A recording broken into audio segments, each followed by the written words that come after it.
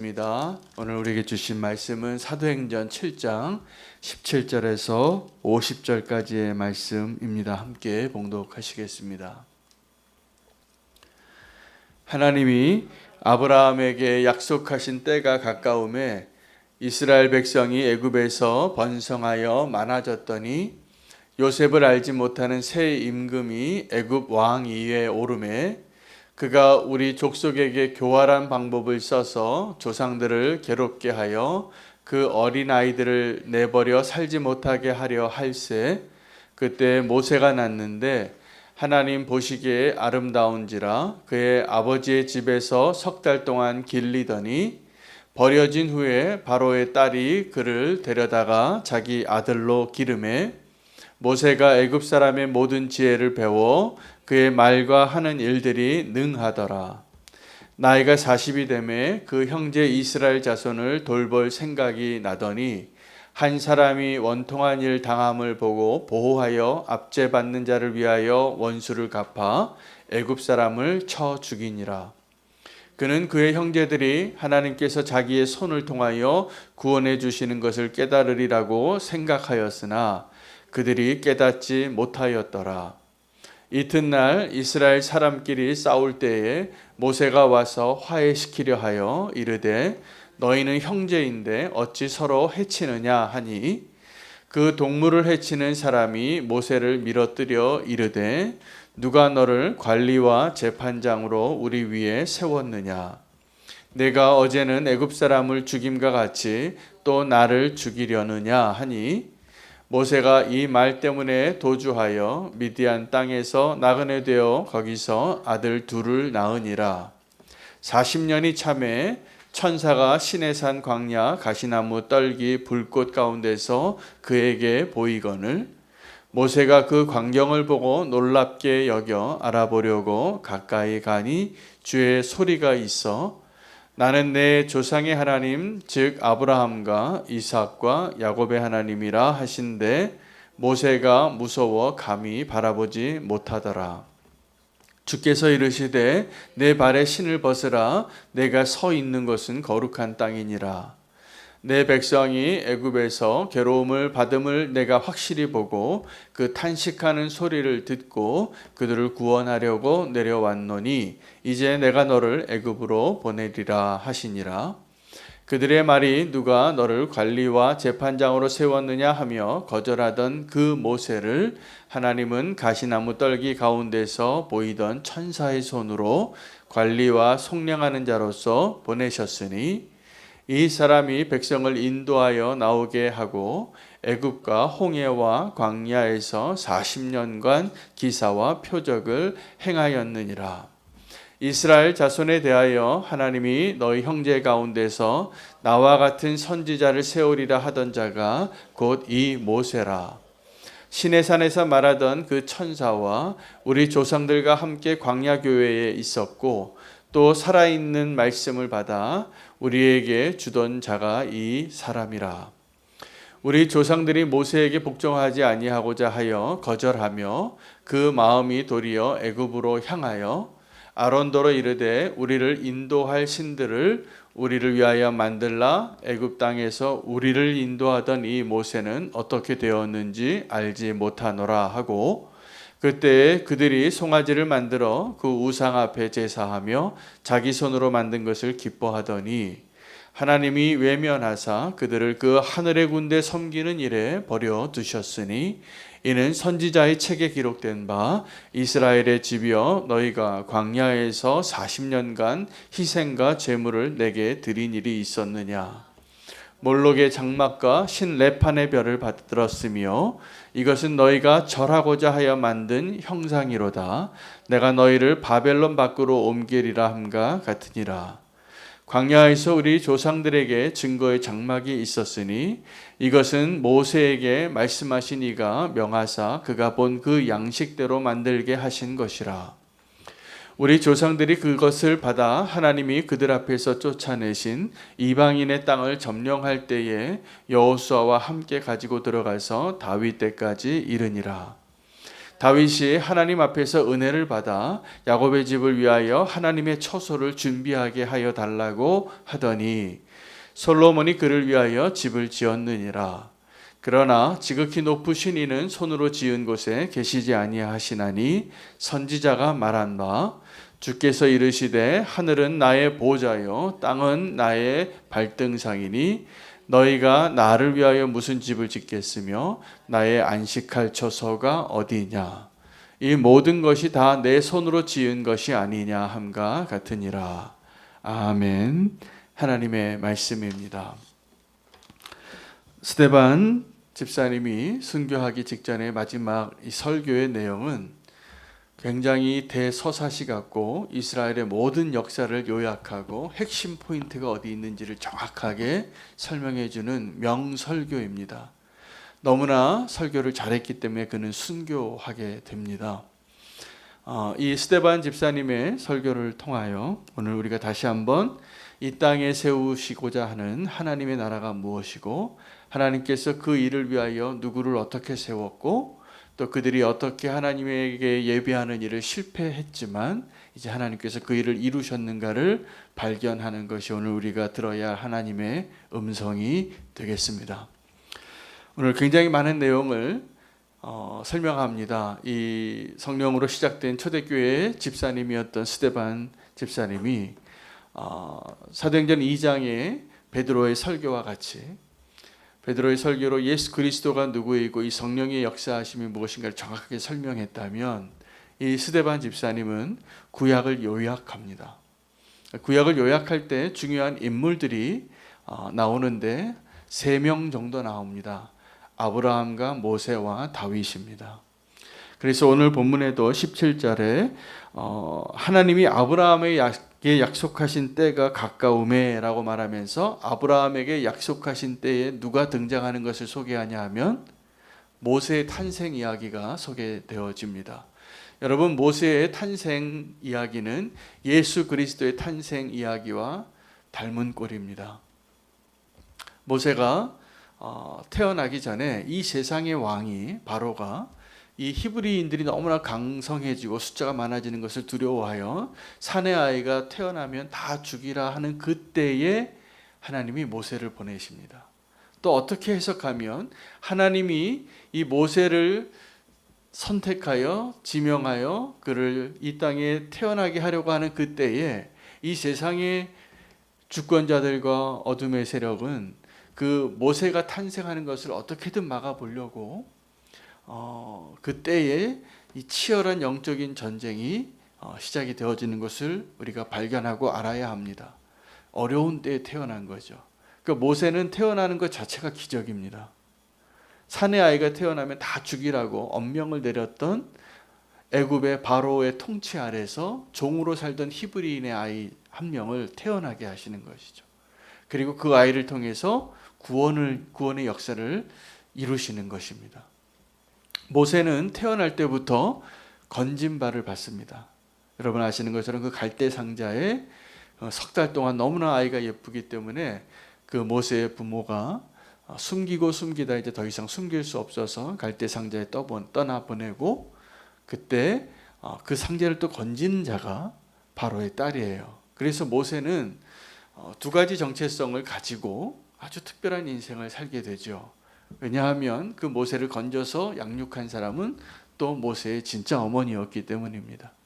그래서 그가 내가 히브리인의 아들이라는 것을 알고 또 이 애굽의 바로의 아들이라는 것을 의식하고 살면서 그는 2가지 정체성 가운데 위대한 결정을 합니다. 40살 때. 저는 이 40살 때 모세의 선택과 결정이 보통 사람이 내리기 어려운 대단한 선택이었고 결정이었고 믿음의 선택이라고 저는 믿습니다. 그런데 그때는 그를 통하여 이 모세가 이 자의식이 있었던 거죠. 나는 특별한 존재고 나를 통하여 이 히브리인이 구원을 받게 하는 것이 하나님의 뜻이라는 것을 알았습니다. 알았음에도 불구하고 그 40세의 모세로 하나님께서 그들을 구원하는 일 가운데 쓰임받지 못합니다.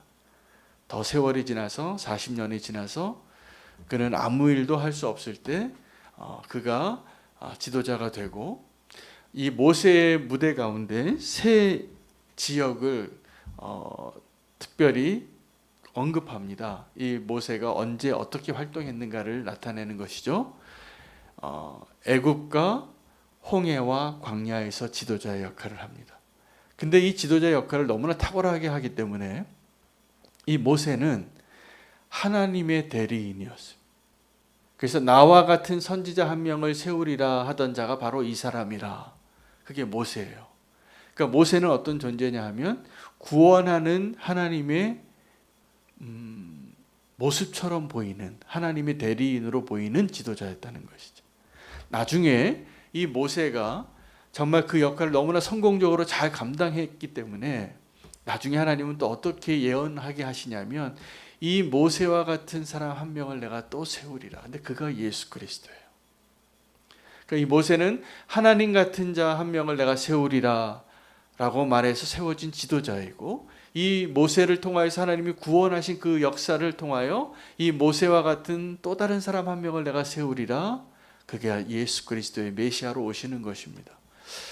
여러분, 우리에게 모세를 하나님이 허락하신 것을 기억할 때 모세를 향한 우리의 마음을 점검해 봐야 합니다. 하나님의 나라가 세워지기 위하여 하나님이 저와 여러분에게 꼭 요구하시는 것이 있는데, 우리에게 세우신 모세에게 우리는 어떻게 순종하는가요? 이 모세는 하나님이 보시기에, 하나님이 쓰시기에 합당한 자로, 이 지면에 그보다 더 온유한 자가 없을 정도로 이 백성들이 불평하고 거절하고 외면하는 그 버림받음을 수없이 경험하는 지도자입니다. 그러나 하나님의 선택을 받아서 그가 그 이스라엘을 구원하는 일 가운데 쓰임받는 지도자예요. 여러분, 우리가 모세를 향하여 우리의 마음이 어떠한가가, 사실은 하나님을 향한 우리의 마음이 어떠한가가 드러나는 거예요. 많은 분들이 이런 얘기를 합니다. 저도 그런 생각을 한 적이 있어요. 사람에게 순종하는 것이 참 힘들어요. 그런데 우리는 속으로는 이렇게 말하고 입으로 이렇게 말합니다. 나는 하나님을 예배하고 하나님께는 순종할 수는 있지만 이 부족한 사람에게는 내가 순종하기 어렵다고. 사실입니까? 근데 사실이 아니에요. 하나님이 세우신 하나님의 사람 모세에게 순종하지 못하는 그 사람들을 이 스데반 집사님이 증명해낸 것은 그들이 하나님을 섬긴 적이 없다라는 거예요. 광야에서 그 하늘의 별들을, 하늘의 군대를 섬기는 일을 해왔다는 것입니다. 끊임없이 하나님이 그들에게 하나님의 길을 가르쳐주고 인도하고 불기둥과 구름기둥으로, 또 모세의 지팡이로 기적과 표적을 통하여 그들을 인도했지만 그들은 하나님을 온전히 예배하고 따른 적이 없었던 실패한 민족이었다는 것을 언급합니다. 또 하나는 이 땅 위에 세운 하나님의 나라를 위하여 하나님의 통치하심과 더불어 모세와 같은 자를 세우셔서, 또 하나는 하나님의 그 교회를 통하여 하나님께서 하나님의 나라를 세우신다는 것을 우리가 깨닫기를 원합니다. 그 광야의 시대를 오늘 이 스데반 집사님이 유일하게 이렇게 언급합니다. 광야 교회였다고. 그 광야 교회에서 그들이 실패한 38절 말씀입니다. 시내산에서 말하던 그 천사와 우리 조상들과 함께 광야 교회에 있었고 또 살아있는 말씀을 받아 우리에게 주던 자가 이 사람이라. 여러분, 교회를 사랑하시죠? 저는 이번에 그 위지엠 경기 남부 지역 목사님들 모임에서 이렇게 서로 목사님들의 목회와 또 교회의 여러 기도 제목들을 서로 나누면서 다시 한번 우리는 교회가 참 하나님이 기뻐하시는 교회 같다라는 생각을 확인할 수 있었습니다. 참 우리는 교회 성도님들이 훌륭하세요. 제가 보니까. 그리고 주님을 사랑하고 서로 사랑하는 그 사랑이 너무나 귀하시고, 또 주님을 향한 헌신과 또 우리가 작은 자를 향하여 교회가 해야 할 그 사명을 너무나 기쁨으로 감당하고 있는 모습을 보면서 제가 참 행복한 목사구나라는 걸 다시 한번 확인을 하고 다시 한번 주님 앞에 내가 똑바로 해야 되겠다 이런 생각을 하게 됐습니다. 감사하면서도 참 도전이 되었는데 우리가 이 땅 위에서 교회를 세우고 교회되어지는 것에 대해서 오늘 스데반 집사님이 한 번 더 이 땅 위에 하나님의 나라를 어떻게 설명하냐 하면 그들이 광야에서 교회로 있을 때 하나님을 예배하지 않고 우상을 숭배했다는 거예요. 그런데 그들이 실패했던 그 예배를 성취한 사람이 누구냐면 다윗이에요. 그 다윗이 하나님의 나라를 이스라엘 왕국을 세우는데 성공한 것이 아니라 물론 그 시대에 다윗은 이스라엘 역사의 최대의 전성기였습니다. 영적으로나 그 모든 이 세상적인 관점에서. 그런데 이 다윗의 꿈이 뭐였습니까? 하나님을 위한 처소를 세우는, 성전을 세우는 거였습니다. 결국은 그 다윗의 기도의 제목에 하나님이 응답하셔서 다윗의 아들인 솔로몬이 성전을 짓는데 그 솔로몬이 세웠던 그 성전을 뭐라고 이야기하시냐면 시편에 있는 말씀 그대로 인용합니다. 49절이에요. 48절 49절 48절을 먼저 지극히 높으신 이는 손으로 지은 곳에 계시지 아니하시나니 선지자가 말한 바 주께서 이르시되 하늘은 나의 보좌요 땅은 나의 발등상이니. 여러분 하늘은 우리 위에 항상 우리 위에 있는 곳인데 그것이 하나님의 의자라는 거예요. 그리고 이 땅은 우리가 항상 발 디딛고 사는 이것이 하나님의 발등상이니 신발 놓는 것이에요. 그러니까 하나님 어디에 계십니까? 그 하늘 위에 계신 분이세요. 근데 너희가 나를 위하여 무슨 집을 짓겠냐고, 나의 안식할 처소가 어디 있겠냐고. 우리는 다 집을 참 그렇게 중요하게 여깁니다. 집에다 우리나라는 요즘 너무나 많은 투자를 해요. 그 집을 다 소중하게 여기기 때문에 그 집값이 그렇게 오르는 것 같습니다. 그러나 우리가 하나님의 관점에서 봤을 때 우리의 집을 정말 다시 한번 생각해 봐야 합니다. 이 땅이 우리가 가야 할 고향이 아니에요. 본향이 있는데 하늘에 우리의 고향이 있는 것입니다. 하나님께로 가야 하는 우리가 하나님의 시민이기 때문에 이 땅에서의 삶을 하나님이 원하시는 진정한 믿음의 삶은 나그네로 사는 게 잘 사는 거예요. 그래서 하늘에 정말 우리 집이 있는 곳으로 가는 겁니다. 우리 모든 사람들이. 우리가 그거 알면서도 그대로 사는 게 참 힘들어요. 그 하늘이 고향 같지가 않고 이 땅에 내가 아름답게 많은 모든 것을 투자해서 갖고 싶어하는 그곳에 그렇게 너무나 많은 애착을 갖고 그런데 그럴 필요 없습니다. 사실은 믿음으로 살기 위해서는 우리가 정말 이 땅에서 우리의 집에 그렇게 연연하지 않으시기를 축복합니다. 그리고 하나님의 집도 마찬가지입니다. 우리는 그러한 생각이 있기 때문에 이 땅 위에 하나님의 집을 짓고 하나님의 성전을 짓는 것을 그렇게 갈망했어요. 다윗처럼. 다윗의 평생의 소원이 뭐냐면 성전 짓는 거였어요. 그런데 하나님은 이렇게 말합니다. 사람의 손으로 지은 곳에 내가 있지 않다고. 하늘이 나의 보좌고 이 땅이 나의 발등상이라.